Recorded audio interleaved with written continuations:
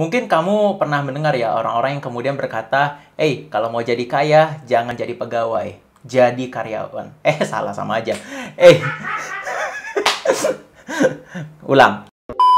Halo, apa kabar Anda semuanya?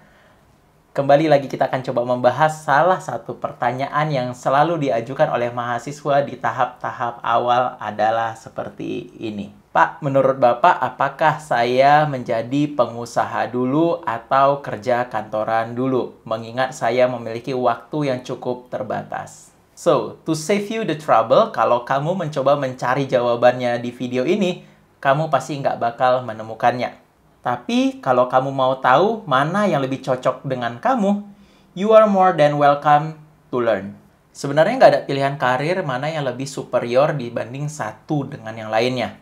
Nah, mungkin kamu pernah dengar ya, kalau mau jadi kaya, jangan jadi karyawan, jadi pengusaha. Nah, mungkin orang-orang seperti ini pada kurang bergaul ya. Kenapa? Nah, mungkin kamu pernah lihat ya, saat ini orang-orang yang menjadi seorang profesional memiliki tunjangan remunerasi yang cukup baik. Orang-orang yang menjadi profesional kadang memiliki berbagai keuntungan ya, seperti tunjangan asuransi kesehatan yang lengkap, kemudian juga tunjangan untuk perawatan gigi, atau mungkin untuk kacamata, atau mungkin ketika mereka perlu melakukan perjalanan dinas, mereka bisa menggunakan pesawat dengan bisnis class. Atau mungkin mereka mendapatkan kendaraan operasional, atau mungkin pinjaman dengan bunga yang rendah untuk membeli properti. Nah, kemudian ada juga kalangan daripada profesional yang kemudian mencibir, "Wah, ngapain nih jadi pengusaha atau mungkin menjadi influencer? Pendapatannya kan nggak tetap." Nah, bicara mengenai pendapatan, saya tertarik dengan diskusi yang baru-baru ini terjadi di Twitter. Jenny Yusuf, salah seorang influencer, kemudian membuat sebuah cuitan di Twitternya, yakni penghasilan minimal calon pasangan. Misalnya harus di atas 10 juta atau lebih tinggi dari kalian dan alasannya kenapa. Nah, cuitan ini tentu direspon banyak sekali oleh netizen Indonesia. Tetapi ada sesuatu yang menarik di mana Catwomanizer Andrea Gunawan juga ikut menimpali cuitan ini. Dia kemudian membalas seperti ini. 250 juta per bulan minimal dan udah siapin dana pensiun juga. Kalau nggak, jomplang nanti, kata daripada Catwomanizer. Nah, mendengar angka 250 juta, kemudian netizen Indonesia mulai bergejolak. Ada yang pro dan ada yang kontra. Nah, nggak lama kemudian Andrea Gunawan nge-tweet kembali. Yang kaget baca income 250 juta per bulan, pasti belum pernah pingsan lihat rate bumerang content creator lain, angkanya 25 juta. Nah, melihat postingan yang ini, seketika saya yang bergejolak. Nah, seandainya WiFi kemudian minta jajan nih, apa yang kemudian bisa kita kasih? Kasih bumerang. Nah, ini 25 juta. Masih kurang? Ini tambahannya dan ambil kembaliannya. Saya pikir nggak ada gunanya kita membandingkan mana yang lebih baik menjadi pengusaha atau menjadi seorang profesional.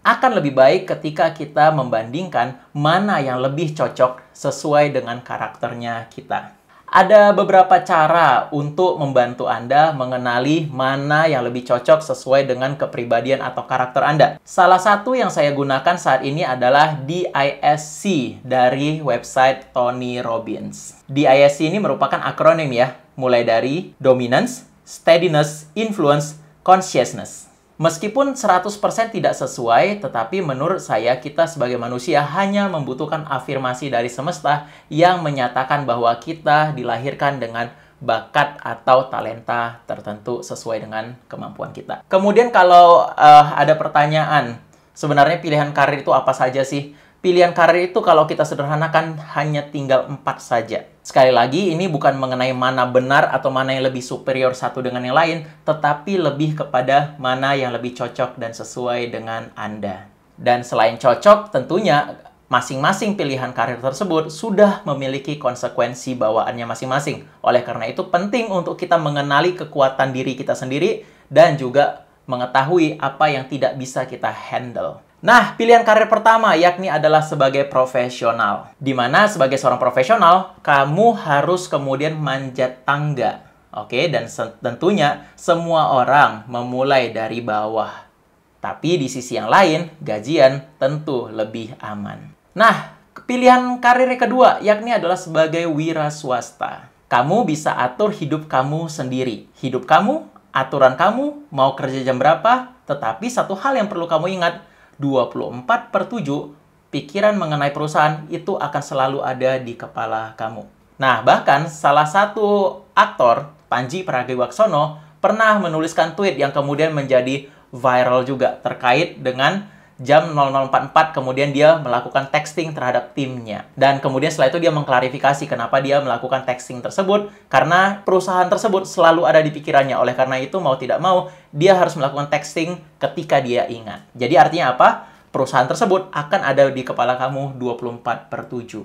Kamu adalah bos untuk diri kamu sendiri. Kalau kamu adalah tipikal orang yang tidak suka diperintah-perintah atau diatur-atur, mungkin ini relevan dengan pilihan kamu ke depannya. Tapi konsekuensinya apa? Kamu bisa dapat 1 miliar hari ini, tetapi kamu bisa kehilangan 2 miliar di bulan depannya. Opsi berikutnya adalah nerusin usaha. Memang kita tidak bisa memilih di mana kita dilahirkan, tapi kalau kita dilahirkan dengan sebuah peluang untuk nerusin usaha, yaitu adalah gift yang mungkin bisa kamu pilih. Nerusin usaha memang menarik, tetapi hidup kamu mungkin akan terus berada di bawah kendali orang tua atau keluarga. Mungkin kamu tidak akan mendapatkan kepercayaan sampai kamu benar-benar bisa membuktikan kepada keluarga tersebut bahwa kamu memiliki kemampuan. Pilihan keempat itu adalah sebagai seorang akademisi. Akademisi itu apa saja? Guru, dosen, peneliti. Meskipun ini adalah pekerjaan dengan gaji yang bukan terbesar di dunia, tetapi kita telah berkontribusi kepada dunia untuk memajukan pendidikan dan juga meninggalkan legacy. Itulah kenapa saya selalu menyebutkan, I teach for outcome and not for income. Nah, jadi mana yang harus dipilih? Sekali lagi, tidak ada jawabannya. Semua pilihan mengandung resiko masing-masing. Oleh karena itu, penting untuk kita mengetahui strength dan juga weakness kita masing-masing. Apakah kita kemudian siap dengan opportunity tersebut dan juga siap dengan segala peluang-peluang negatif mungkin yang muncul di kemudian hari. Jadi oleh karena itu, penting untuk mengetahui kekuatan dan kelemahan kita ada di mana. Jadi kesimpulannya, semua orang pasti memiliki kelemahan ya. Ajahn Brahm dalam salah satu bukunya pernah menuliskan sebuah ilustrasi yang menurut saya menarik. Kemudian dituliskan di situ orang yang kemudian melihat sebuah tembok yang besar sekali, megah sekali, tetapi kemudian dia hanya fokus kepada satu defect kecil, satu kecacatan kecil di tembok yang megah tersebut. Apa yang terjadi? Dia melupakan tembok besar tersebut yang ada di depannya. Kemudian dia terus berpikir, wah ini kok ada defect di sini, ini sayang sekali. Ini kemudian membuat dia berpikir dan dia melupakan kemegahan tembok besar tersebut. Nah, kesimpulannya seperti apa? Kesimpulannya adalah milikilah positive minds. Focus on your strength and not your weakness. Semoga video ini membantu Anda. Kalau Anda memiliki pertanyaan, Anda boleh tuliskan di kolom chat yang di bagian bawah. Saya Oki Barus dan sampai jumpa.